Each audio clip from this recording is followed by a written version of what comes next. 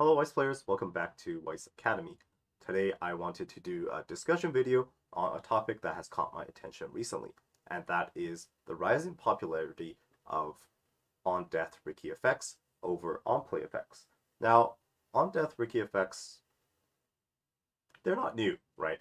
They've been printed for a long time now, but a lot of times in the past, most players have chosen to ignore them in favor of on-play Riki effects.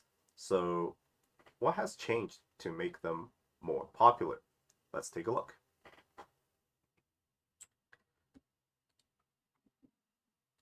First off, to the basics, right? If you're a new player, this might help you understand what's going on. So what is a Riki? Well, a Riki is a shorthand term for players to refer to the type of effect where you pay a stock, clock yourself 1 damage to add a card to your hand. So this came from originally Riki from Little Busters, which that's why the card is named after him, right? So other cards that have this similar type of cost and effect, we call them Rikis. These effects generally occur when you play the card from hand to stage. Now this play from hand to stage effect timing, we call these on-play effects. And there's a trend with them. Most effects that players played back in the day were on-play effects. These were really popular because you can control when you wanted these effects to trigger, and they got you advantages on demand, essentially. However, I think they got to a point where Bushiroad realized that it was power creeping the game a bit too much. Some of these more powerful on-play effects included utility cards such as the Katsuki, shown at the top of the screen here, as well as Kome, shown at the bottom left. Katsuki let you discard a card to look at the top 4 cards of your deck and add a ship character. So this added a lot of consistency to filtering out for the characters that you wanted, as well as building through your deck. In a similar vein, Kome from Cinderella Girls, she let you look at the top 4 cards, and if there's a climax among them, you may add it to hand and then discard a card. So while these didn't net you any card advantage, they offered huge consistency boosts and as well as deck speed boosts to get out of undesirable deck states. The sets that had access to these cards had a huge advantage over other sets that did not have them, right? So I think Bushiroad realized that if they kept printing these effects, it could lead to some like pretty degenerate gameplay, and it would move the game to a point that they probably didn't want. So they decided to scale back these effects and reverse creep them by transitioning to on reverse timings. So they would still give cards similar effects, but they would trigger when the card was reversed instead of when played from hand to kind of slow them down. However, this wasn't very well received by the player base because not only are these effects slower, but they're also just clunky in general. They only had one timing you could use them, and that was if they got reversed during battle, which means you have to go into the attack phase to actually trigger the effects. And then if you left them on board, your opponent could deny you the effect trigger by siding the character, and then you'd have to go to your turn and then go back into your attack phase to actually make use of them. So they were very fun to play around with. It just made the game feel a lot worse if you had to play with these effects. And personally, I do not like them very much either.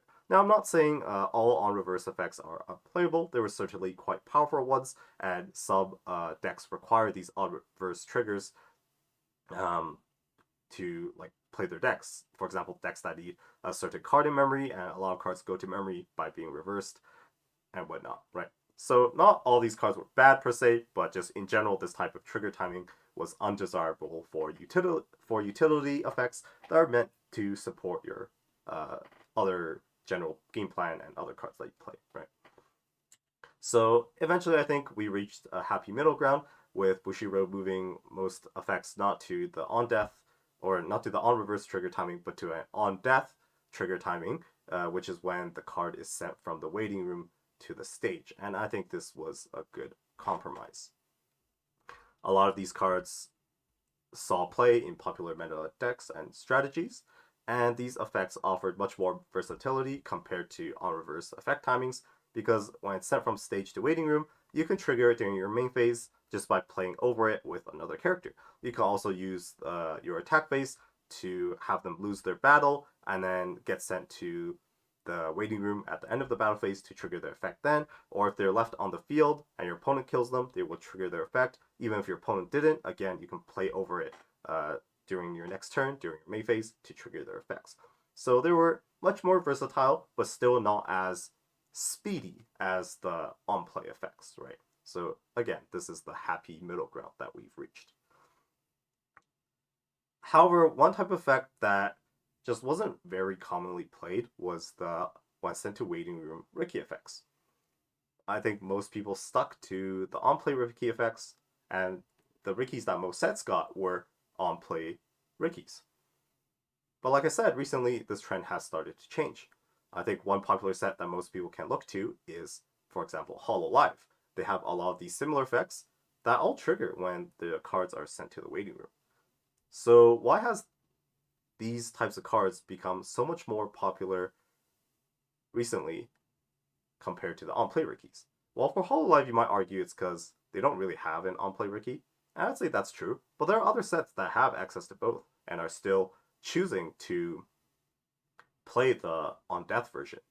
And these examples can be Azur Lane as well as Bang Dream, as shown here, right? Both these cards see play in Azur Lane and Bang Dream, where they have on-play Rikis, but they choose to play these instead. At least in some builds, right? Maybe not every build plays it, but some builds opt to play these instead. So why is that?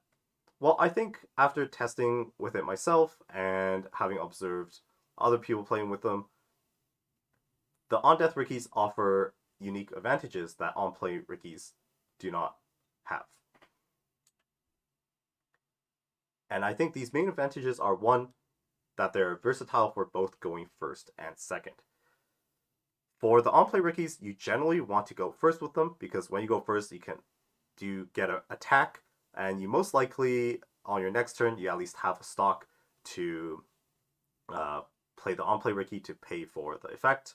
However, going first with the on-play Riki, you also want to open another zero that is not just your on-play Riki. If you just draw your on-play Riki as a zero, it's kind of a brick because you can't use the effect on your first turn, right? And then if you play it out and use it to attack a generate stock, it's most likely going to die next turn. And if you don't draw another one, well, you just lost out on your Riki Plus, which is quite vital for the game plan of many deck strategies. So while they prefer to going first, you also want to draw other zeros with the on-play Rikis. For going second, I would say the on-play Rikis are less desirable because when you're going second, you most likely only have that one turn at level 0, unless you cancel a bunch or your opponent doesn't really attack you, right? But when you're going second, you don't have access to that stock on your first turn. You've already taken damage from your opponent.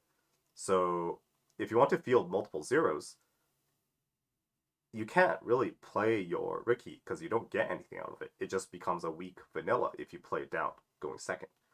For the on-death Rikis, you can play them going first as your only zero, and you can also freely play them when going second as well, just to get in like maybe a third attack, so you can do 3 attacks instead of 2 when going second, and you still get value out of your Riki because the effect triggers when sent to the waiting room. So even if you're going first, you get that attack in, you have the stock to pay. Going second, same thing.